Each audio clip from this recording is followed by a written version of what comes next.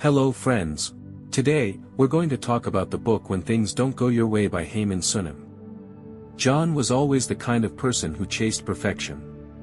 He believed everything should go according to his plan, or else he'd feel restless.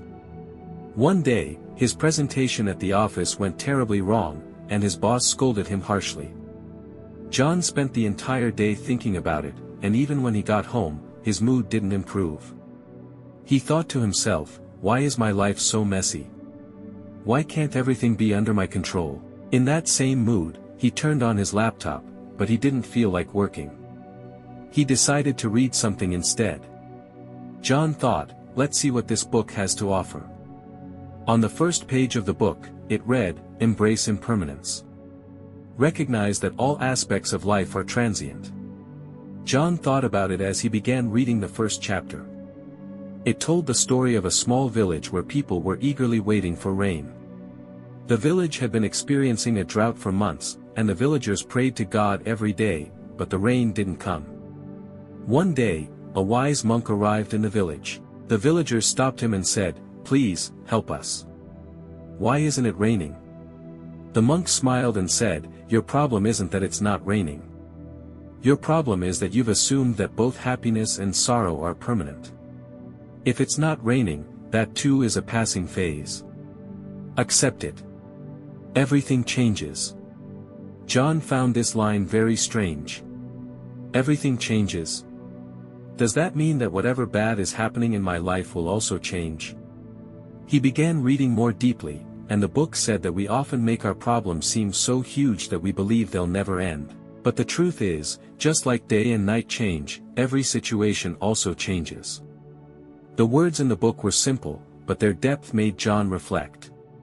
He remembered how he had failed an exam in college. He had thought his life was over, but when he looked back now, that failure didn't matter. It was just another experience. Reading on, John realized it was as if someone was opening the knots inside his mind. He began to think, maybe I take my problems too seriously. Perhaps I should understand that this too shall pass.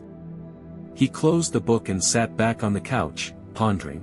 A question kept swirling in his mind: if everything is impermanent, then why don't I fully enjoy my good moments? He opened the book again, and it said, "Impermanence doesn't just mean accepting sorrow. It means we must also live fully in our happy moments because they too are fleeting." Wow, John thought. I often take my happiness for granted. He opened his phone and wrote in his notes, "Life is like a flowing river.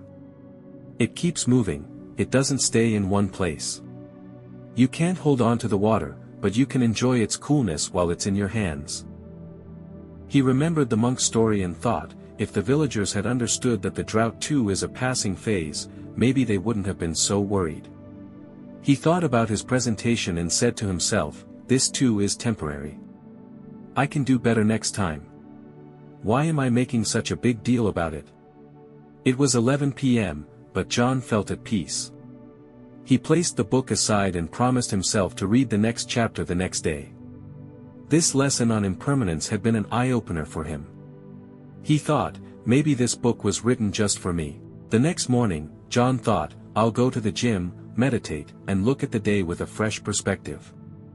Impermanence meant that every morning is a new beginning. He felt a shift in his life as he began to embrace this understanding. As John continued reading the book, he came across another lesson. The book mentioned how people often get stuck in their past mistakes. They focus so much on what went wrong that they fail to notice the opportunities that lie ahead. John thought back to his college days when he had failed that exam. For a long time, he carried the weight of that failure with him. Every time he faced a challenge, he would think, I failed once, what's the point in trying again? But the book made him realize something important: failure is not a reflection of who you are. It's simply a part of your journey. You are not defined by one moment. John smiled to himself. I've been carrying that failure like a burden. Maybe it's time to let go. Later that week, John had another work presentation. This time, he didn't approach it with fear or worry. He knew that even if things didn't go perfectly, it would be okay. He would learn from the experience and grow. The presentation went smoothly, and afterward, his boss praised his efforts.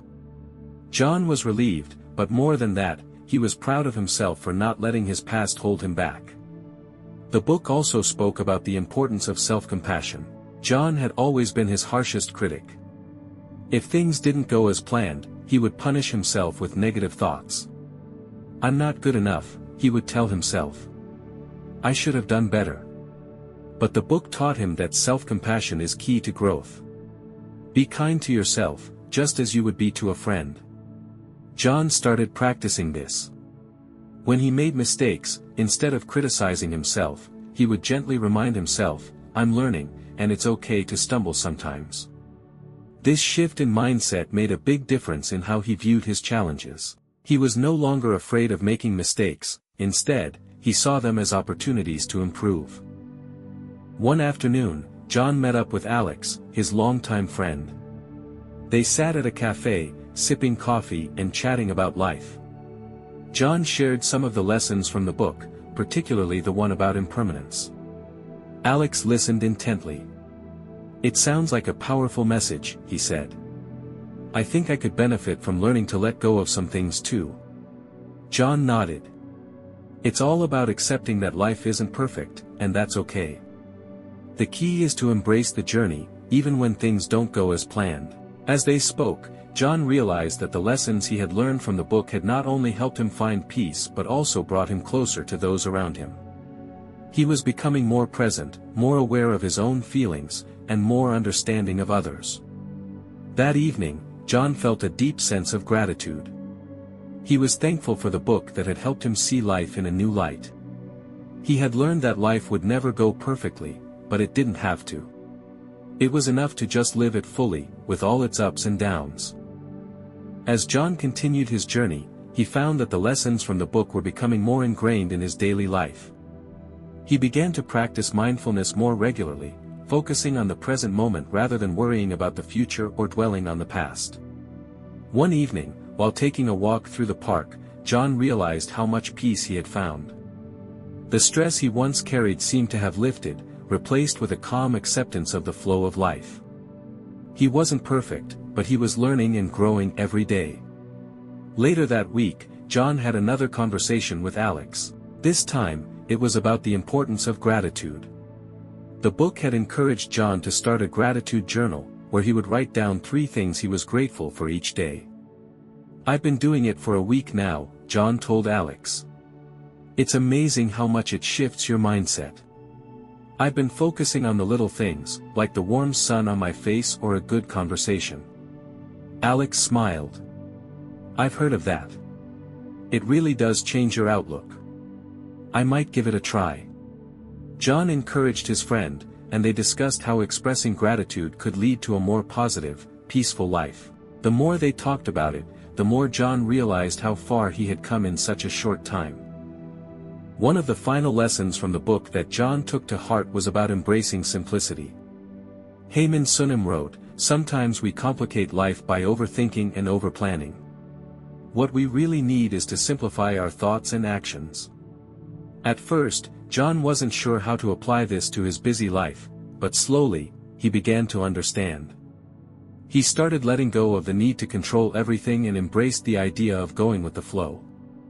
It was freeing, almost as if a weight had been lifted from his shoulders. By simplifying his approach to life, John found that he had more time to enjoy the things that truly mattered, his relationships, his hobbies, and his own peace of mind.